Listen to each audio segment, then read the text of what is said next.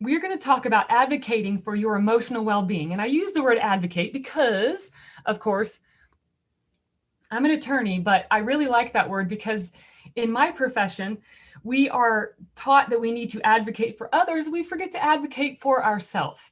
And we need to do that more often. And part of that is taking care of yourself. Now, I own a company called Live Balanced, and newsflash, none of us is perfect. The point is to pursue balance. We all have challenges and we think we're doing fine. And then sometimes life hits us out of the blue, or we've got this under control and then we don't. And I think the most important thing I would like for you to consider in the words as I go through this is giving yourself space for grace, to learn, to listen, to apply, to ask, and not be afraid to do so, and not be afraid to just say, yes, I've made a mistake, but I'm making efforts and I'm going to try again next time. And I believe that when we start doing that, we're going to be able to better manage our emotions, including the emotion of loneliness. So let's look here. That is me. I never thought at the age of 38 I'd be taking another senior picture, but alas, I did. So I just had to throw up this one from right before graduating law school a couple year ago. Now, so my name's Olivia Ash. I am an attorney, I'm a teacher, I'm a painter, I love color. That's what you see here. That's a painting in progress. Now, my journey has been quite interesting. As Carrie said, I did most of my work and I went to school to be an exercise physiologist and an educator in well-being, and graduated, worked in that field, ended up having to have surgery. And so I went back to grad school and got my license in health. I wanted to be able to do many things, and I enjoy doing many things. I spent 10 years in employer wellness management. And so I started as an account executive, managing clients, working with brokers, working with insurance companies, advising employers on their well-being programs. And then I moved into business development, and that role required me to learn more about contracts. And I figured out that I kind of liked the problem solving. So I went to law school in my mid-30s. And I graduated in 2019. And I wrote a thesis on loneliness. And I wrote that because I was concerned when I heard a stat that lawyers were the loneliest of professionals, followed closely by physicians and dentists, and then any other professional who is highly trained. Goes right down from there. So that's why I'm talking about this. I spent a year doing research and wrote a very long thesis, a paper on that one, for which I thankfully and surprisingly was entered for and won an award for it. It is new research that I did at Indiana University. And what it really showed is that law students are lonely. Lawyers are lonely. But the thing is, the general population is becoming lonelier. This is a field. It's a picture of a field. And it's a picture I took on my bike. I'm a cyclist and I was, working on my own wellness. And lo and behold, right there in the middle was a lonely chicken, just all by himself. Have you ever felt like this? Or do you know someone who currently does? Because I would guarantee that if you've never felt like it, you will at some point in your life. Some individuals chronically feel like the only chicken in the field. And it was just a stark image and something I actually stopped to take a picture of for that purpose. So in the next, we have an hour. We'll see how it goes. I just really want this to be relaxing. This is what we're going to talk about. We're going to talk about loneliness. So what is it actually? How does it affect well-being? And I'm going to talk a little bit more about some other emotions, but again, my research was in loneliness. Now I have taken it and I've adapted it to this particular group of individuals. Again, my research was in the general population and then specifically to lawyers, but there are some interesting parallels and factors that will apply to everyone. So we're going to talk about loneliness. Then we're going to hop over here and talk about personality and loneliness. Are there specific personality traits that make someone more or less likely to feel loneliness on a regular basis. Then here, for most of you, hopefully this will be beneficial to you. I've taken some information that I have received from HR professionals, and I've taken a look at it, and I've seen several things that were quite eye-opening, but also parallel from different people at different organizations on challenges and struggles they're having. So what is it loneliness like at work, and how can we mitigate that? And that's kind of where we're going to end here, with strategies to mitigate it, both for yourself, but also to recognize it in someone else, and what can you do to help them? I want you to think about these questions as we go forward. Now, the purpose today is to share, because we're in a pandemic. It's been a stressful time. Now, there was an article I briefly read it's a brief article in June. It said, well, some people feel more lonely since the pandemic and quarantine, and some people feel less. There was no change, but that was only 2 to 3 months after it started. And what we found is that individuals started connecting more because they had to, okay? They used different media to do it, but the longer the pandemic goes on, the longer individuals are restricted in their normal routines, the longer individuals are not able to, then you definitely have a challenge. And everybody, if you wouldn't mind muting yourself, that would be fantastic. That way we can get through without any disturbances. So essentially, here's what I'd like you to think about with an eye towards your own experience in the pandemic, and then what maybe you have been hearing from those that you work with, whether you're in a management role or whether you're in a support role. So when's the last time you felt any of these?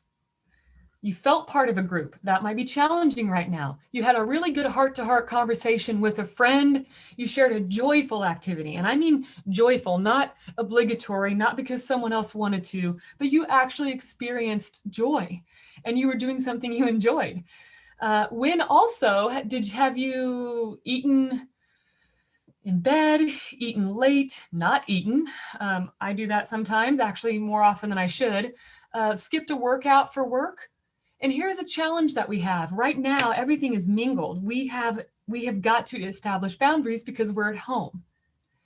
Now, when's the last time any of these thoughts went through your head?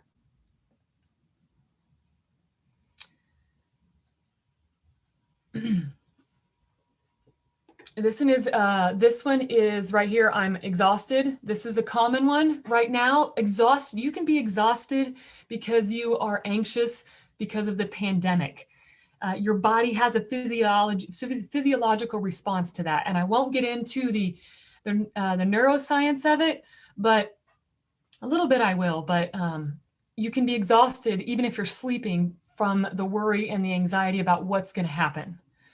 So when's the last time here in your role, and this is where I took some information from HR professionals and took a look at them, and these kind of popped up that were common between it.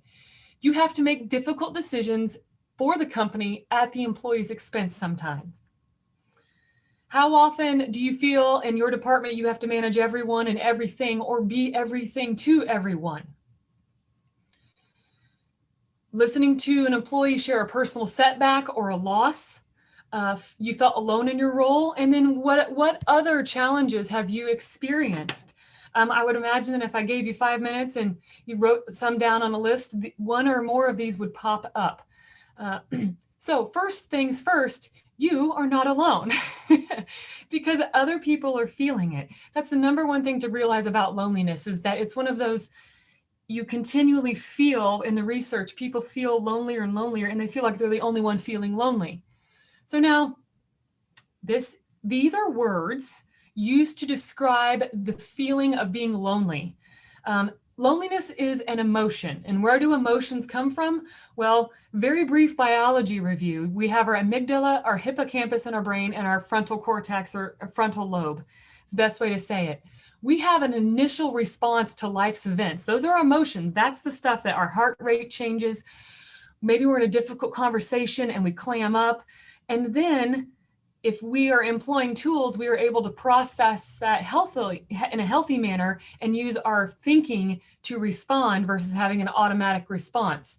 Now, loneliness is also one of those emotions that just it's a response, but it's interesting where it comes from. So we see things described in research that it is distressing. It's subjective, a very important part of this definition. There's a discrepancy. And then something that's really, really important here is its perception.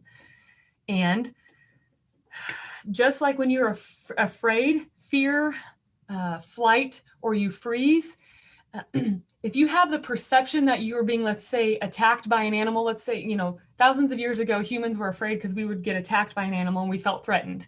In a meeting, we can still feel that way and our biology responds.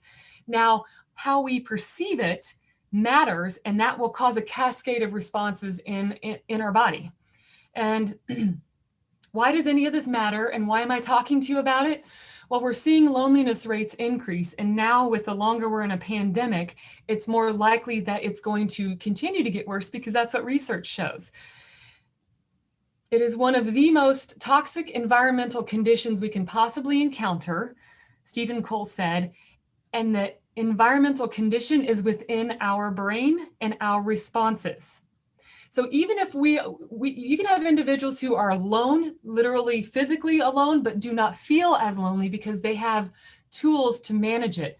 So it's an interesting thing that there is control about it because it's our perception and it's subjective.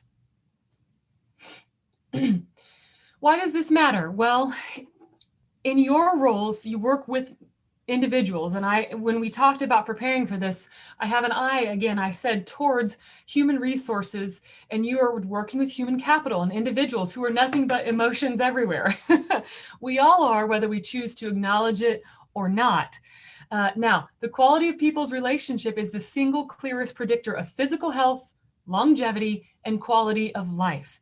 So think about that from your perspective for you, your family, and now your employees. That's what research says. When we look now at isolation versus social isolation versus loneliness, these are two concepts, but they do overlap in the research. It's not incredibly clear, but there is a relationship. So loneliness is going to be that qualitative perception that's inside me, how I feel. Okay, social isolation literally is quantitative. So it's the number of relationships I have in my network. So this one, social isolation, is measured by a number. I have 15 friends. I have 8 family members. Loneliness is going to be, okay, how do I measure this one? Well, this is my subjective perception of my relationships, how I want them to be and how they really are. That will create that emotion inside me. So let's think of loneliness and think of the feelings around loneliness as an iceberg. Okay, we see an individual come into our office, or maybe we're here and we say that we're totally fine, but way, all of this, it is a deep emotion, and it hits on so many things because we're thinking about it, we're perceiving it, and we're feeling it. Now, it is possible to be isolated without being lonely, and to be lonely without being isolated. So what causes loneliness? Well, physical isolation and lack of companionship.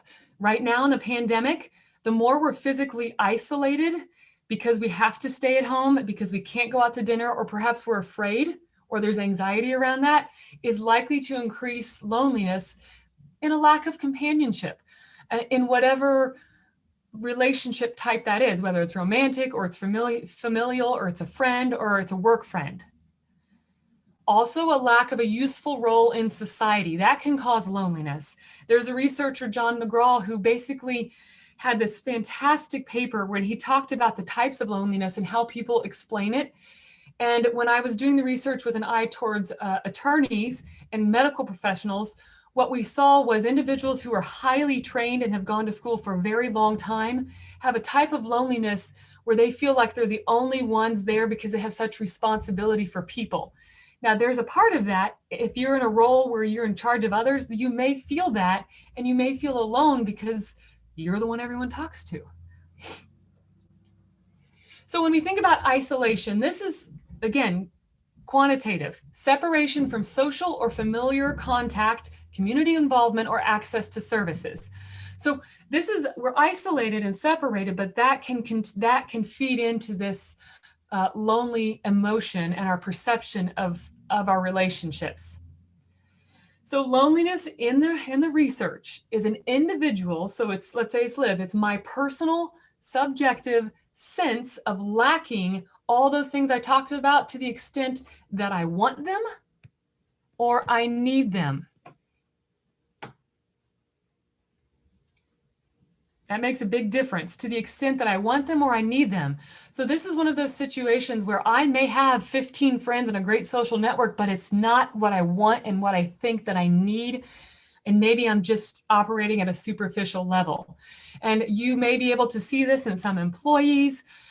Maybe they just are sad. Maybe they don't, maybe they talk about need, maybe they talk it out and talk about, it's just not quite good enough. That it might come across like that. There may just be sort of a negative feeling.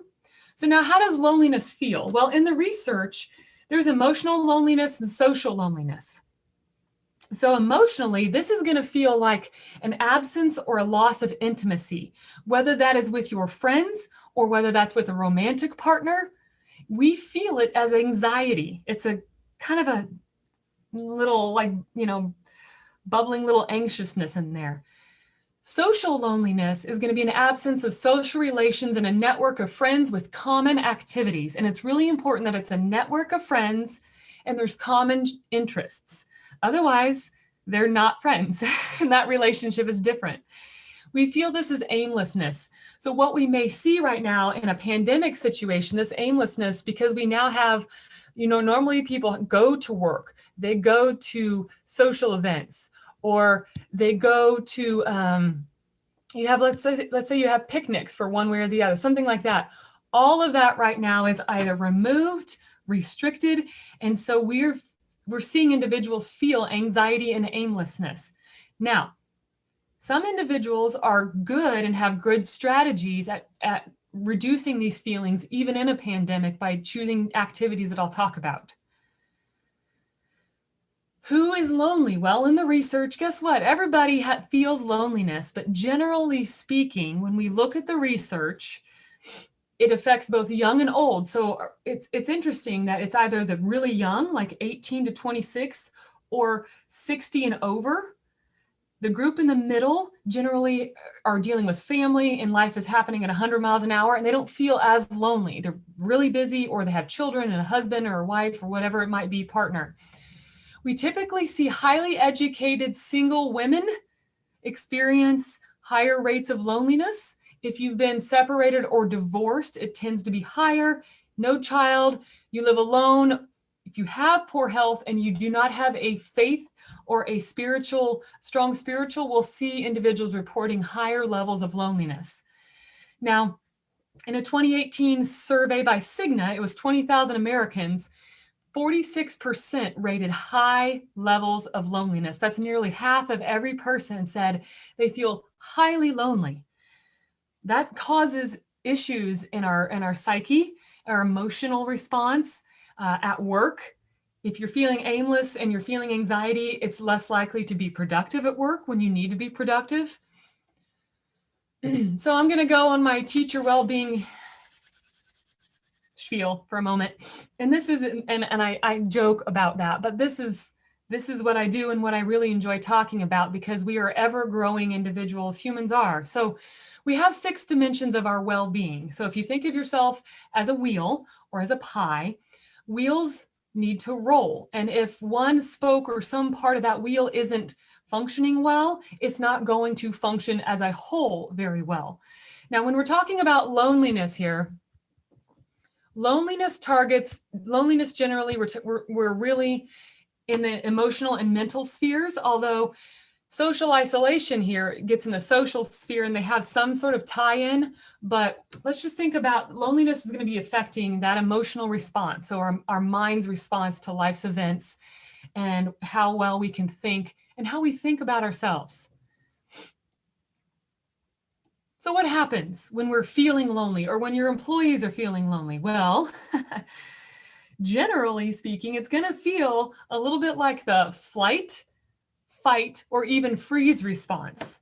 Okay, the higher the level of loneliness, the more that as an individual feels lonely, they're less likely to go outside of themselves, which is exactly what they need to do to feel less lonely. Or they get angry, and you may see this in the workplace as lower performance, a lack of being interested in doing something, or even just anxiety. Now, physically, research says the longer someone's lonely, the physical health detriments they build up over time. Now, generally in the physical, there's an increased risk of mortality for those who are highly lonely, heart disease, stroke, high blood pressure, chronic pain, poor quality sleep, alcoholism, and obesity. Generally, with alcoholism, we're seeing that as a coping mechanism, but heart disease, stroke, high blood pressure, all are medical conditions that are generally modifiable, is what we call those.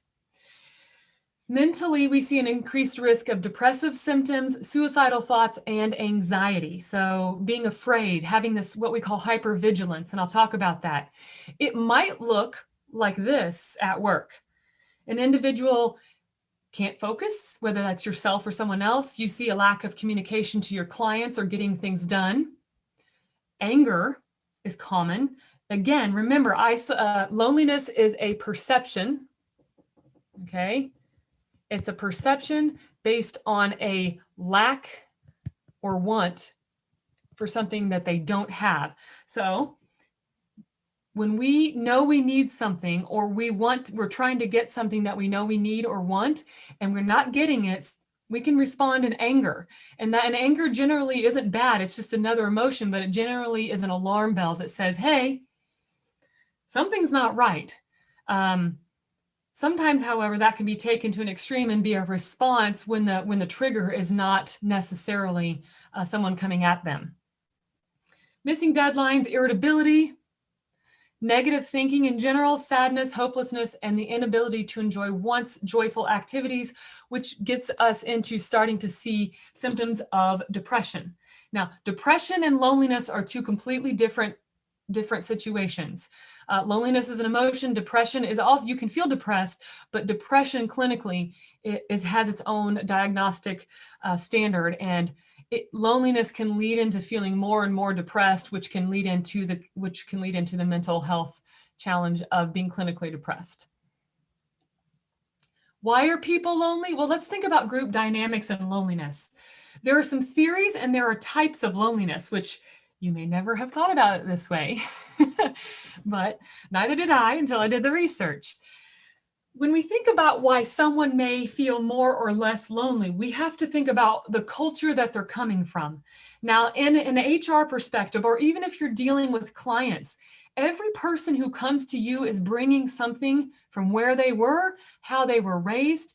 And when I teach my students about lifestyle wellness, and I teach a course on 2 teachers teaching students on how to teach health. You have students coming into your classroom, or you have employees coming into your office, or clients who essentially, we all come from a culture in our own family, let alone whether it's race, ethnicity, or whatever else it might be. So there is a loneliness theory that talks about the culture from which someone comes, and there are some cultures who have higher rates of loneliness because of oppression, because of access to services, whatever else it might be. Some cultures shun sharing emotions, that it's a weakness. That is something to consider. And that only makes it worse for individuals suffering from it. How someone thinks will affect their level of loneliness, whether they're an optimist, a pessimist, realist. Generally, optimists are able to bounce back and they have a better resiliency skills, which actually you can learn, resiliency. Personality has a lot to do with it. We'll talk a little bit about that on the next slide. Emotional experiences.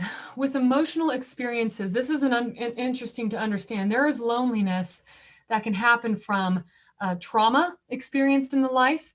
If you've been abused, or you've come from a family, a culture, so to speak, where there has been a you're not allowed to share emotions, or even if you're in a workforce, in a workplace where leadership does not support any type of weakness, that's detrimental to the individuals, because we need to talk about how we feel without judgment. And there needs to be just getting it out. It's laying there and nobody's got to pick it up. Now, the types of loneliness, well, there's communicative, ethical, existential, and cultural. Now, I've chosen these. There's actually 10 different types of loneliness in this theory. But I chose these because these may be the types of loneliness you see when you have individuals in your roles. For those of you who are listening today, there's loneliness because individuals literally are not very good at expressing how they feel, and they need better communication skills. There's the ethical loneliness. This is one experienced often by those who have ethical responsibilities. So doctors, lawyers, dentists, anyone in a first response, or if you're in a position where you have, I think of it like a black hole. You take everything in, but you're not allowed to talk to anybody else about it. You have to maintain a high level of confidentiality. There's this existential loneliness where individuals just in general, because of their personalities, they just think that the world is awful. And there's a pervasive feeling of it. And then there's the cultural that I talked about earlier. When it comes to personality, so in the research, your general population across everybody, from everything that I could find when I did this research, we typically see higher levels of feeling lonely on a regular basis for those who are by nature shy. They're anxious, hypervigilant. I'll talk about that in a second. Socially awkward, low self-esteem, or a weak family system. Can these things change? Yes, people can change these things with skills. They can learn how to talk more so that they feel less shy somewhere. You can find strategies for dealing with anxiety. Hypervigilance is new in the research. This comes from post-traumatic stress disorder, where individuals who experience hypervigilance, and this is common for attorneys and high performing, and what I call any individual who is highly trained or someone in a leadership role who is responsible for others. This hypervigilance basically says it's almost like you're always on the lookout for the worst thing to happen. You're constantly scanning the situation. You're thinking about the worst case scenarios. That creates a pervasive, constantly focusing on a negative, but then feeling very lonely because you either can't talk to somebody about it or no one else understands how you're feeling. With highly trained individuals, something to consider, if you are responsible for individuals, typically we see traits of being independent, competitive. Some are trained to argue, like myself, an attorney, or perfectionism. That is a challenge that I have, is I feel like it has to be perfect on a regular basis, which is one reason I started Live Balanced and one reason I try to pursue it. So these types of, you may see these types, a mix of all of these in some of your employees, but be aware that for certain individuals based on their role, there may be a level of loneliness that they won't ever talk about because they're not supposed to talk about it, right? Well, this is what we got here. What's driving this? When I started telling people that I was doing research on loneliness, they laughed at me. And I was in school and I had professors laugh at me and joke, oh, lonely is a soft emotion. I'm like, no, because I guarantee you feel lonely, or you have felt lonely, or you will. We have this self-imposed, sometimes stigma culturally, and isolation, missing the big picture. So individuals who typically are highly driven as well sometimes miss the big picture because they're focused on the details and they're hyper vigilant. Individuals may be hesitant to seek help, so that makes them feel like no one understands. There's a perception of weakness when you feel lonely. And there's embarrassment of exposure. I'm going to lose my job. Someone's going to think worse of me. They're going to think I can't do something. All of that's not true. And one of the reasons I did the 9 questions this morning is to help you understand and to see that the 26 of you listening, or the 26 of us on here, We have shared experiences and we're not alone. Well-being barriers. So here are some challenges with loneliness. Long hours of isolation, especially now in a pandemic. Lack of boundaries, okay, between work and my life outside of work, because I can go to my desk right around the corner and I can work whenever I want. Some individuals view others as competition. Control is a big deal. When we don't have control, we feel anxious. So if we have things under control, we're less likely to be lonely, right? Because everything's perfectly controlled. That's not necessarily the case. Individuals who are less willing to mentor sometimes will be more lonely. They're not sharing. Intense workloads and little collaboration feed loneliness, especially in a workforce. And so, just like I said 10 years ago when I was talking to employers about wellness, when it comes to mitigating loneliness, it has to start with leadership. It has to be supported. So let's end this hour here in the next few minutes with what can you do and what can you help your employees do to feel less lonely? Well, 3 major factors in the research: cultivating wisdom, creating a consistent exercise, and then having sacred time, and then positive friendships and talking. Wisdom is a new concept. It was a 2018 paper I looked at where the author was trying to measure what wisdom is. Wisdom seems to be a buffer, and wisdom is experiences. It is saying, I am willing to listen. I'm willing to learn. I'm willing not to be so hard on myself. So cultivating wisdom, which we can do, learning from other people. Because when you're learning from other people, you are engaging with other people. And by nature, that reduces loneliness. Exercise is essential to keeping up the positive endorphins and the brain chemicals for happiness, allowing us to have a time to breathe and change our perspective. Sacred time. Many people in research, it showed that feeling less lonely if you're outside in nature, you're viewing things outside of yourself, which is why those who have low to no spiritual background tend to report higher loneliness. Most importantly, the research basically says you have got to talk to people. Now, it's hard when you can't be around them. So we have to create strategies, which I would imagine many of you are, with Zoom and telephones and conference calls, texting. Cognitive behavioral therapy is the #1 way to reduce feelings of loneliness. Where can you start? And then how do we help our employees? Well, you have got to name the problem and say, I feel lonely. I feel lonely. It's not bad. I call this care for your 6. That's the 6 dimensions of your wellness. If you're addressing all parts of your wellness, or if you assess and say, hey, this is not going so well, then take care of you. Encourage that with your employees. The ask and act. I'm going to show you the worksheet. If you haven't already looked it up when you registered, I'll show you the worksheet that I created that is really designed to make us stop, change our perspective, write down actionable items immediately, and move forward. And you can do that as many times as you need. Talk to someone, vary your work tasks, stay connected with people and involved in groups. Gotta have friends, gotta reach out. So this is the exercise I created, and the worksheet is available when you registered. If not, you can get it at livebalanced.net, L-I-V, balanced.net. So I just ask you, it says circle the smiley face. How do you feel? Then I want you to list people that you can talk to who are trusted. If you do not trust the person, it's less likely for you to share. Now, you have to build trust, and that means you have to spend time with people, or you have to continue to talk to them and know them. Then focus on your 6.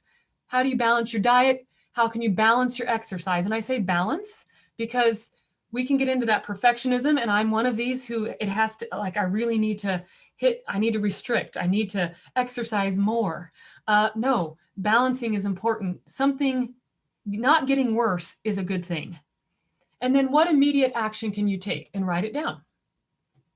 It's very simple. This is something you can do with your employees as a resource. Give them as a resource and have a chat about it. Now, when you're at the workforce, what do we do here on workplace strategies to help individuals manage not only loneliness, but also this will help with other emotions? Well, you've got to cultivate purpose and meaning. So if the company does not already have a purpose or meaning statement, that's something to consider. How can you do that? How can you build that? Focus on building relationships. Now, in a pandemic, that's difficult. Zoom fatigue is real. So what are other ways that you can create and build relationships? My company, we send out funny emails every week of people taking a picture of their dogs or in their pajamas or sharing stories about individuals and what's going on, just to help us know that we're still there. Mentor individuals who are less experienced in their job. So we need people who are more experienced mentoring those who are less experienced so they don't feel lonely and they can begin to create wisdom.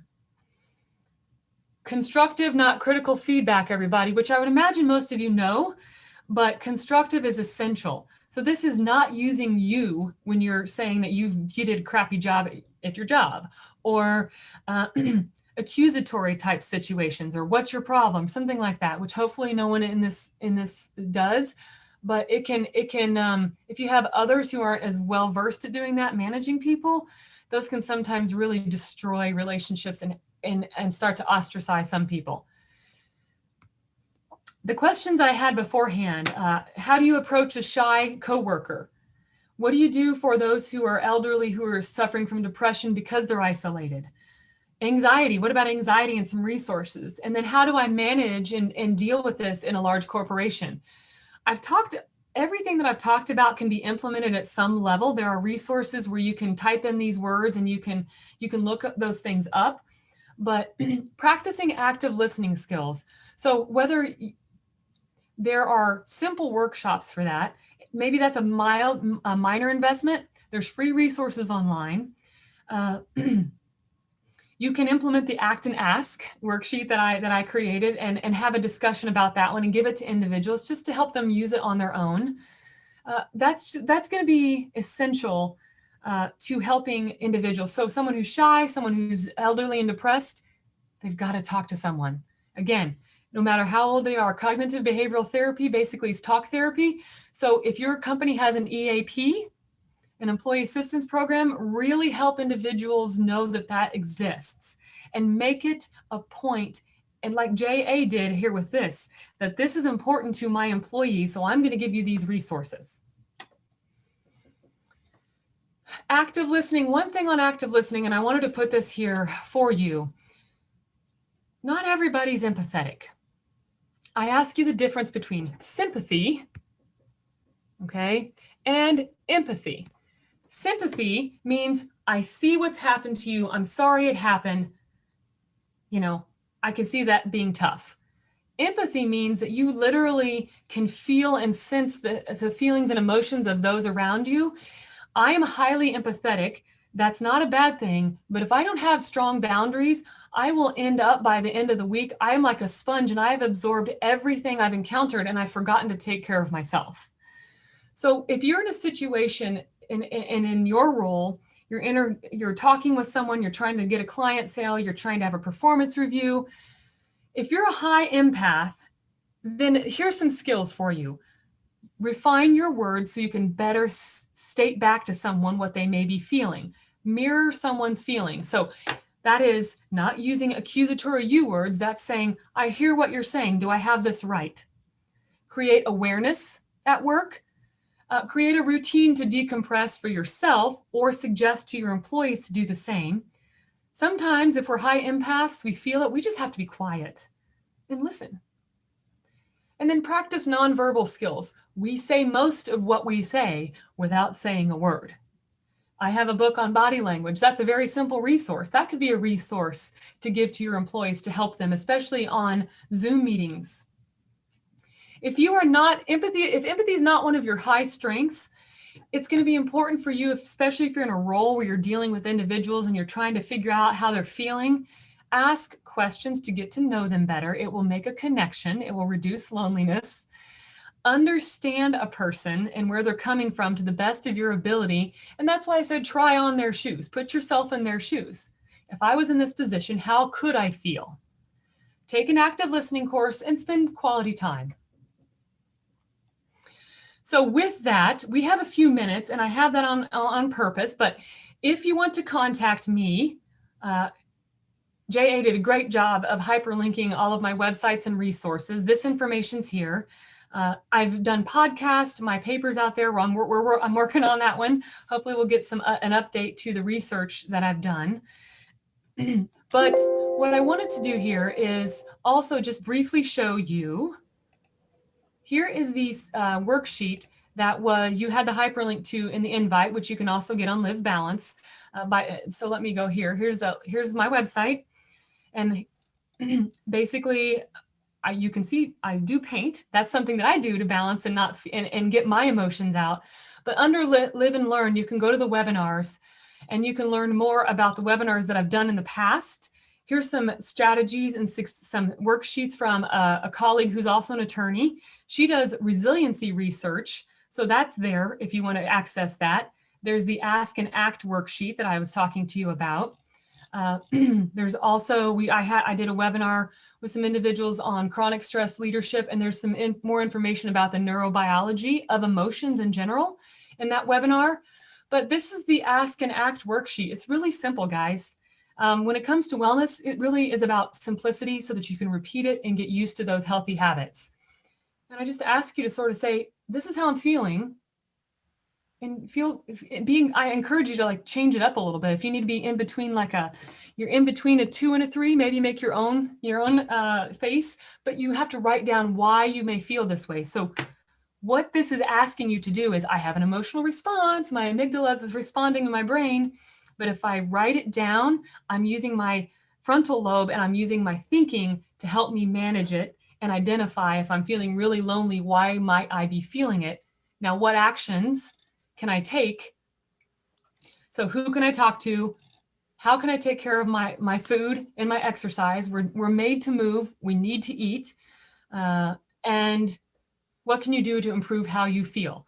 You can always contact me, Live at Live Balanced, or you can contact Carrie and I can get in contact with me that way. I'm on LinkedIn. You can go to the website.